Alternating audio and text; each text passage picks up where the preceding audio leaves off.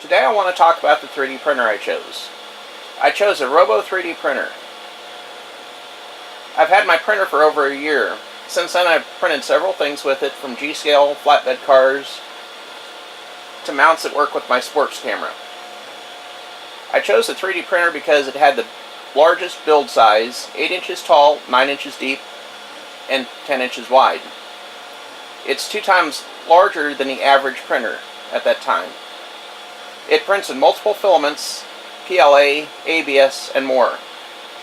Another advantage of the 3D printers is you can print the upgrades or replacement parts. I use PLA to make most of my 3D prints. With the research that I have done, the Robo 3D printer is really user-friendly. My personal opinion is that I would recommend this printer to anyone who is wanting to get into 3D printing. I have also added a Raspberry Pi board and Octopi software to my printer. I've done this for a couple reasons.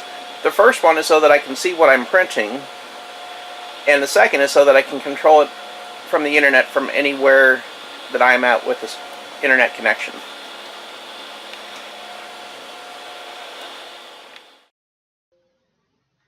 As you can see, I'm printing my next project for the 3D Printing and Model Railroading channel.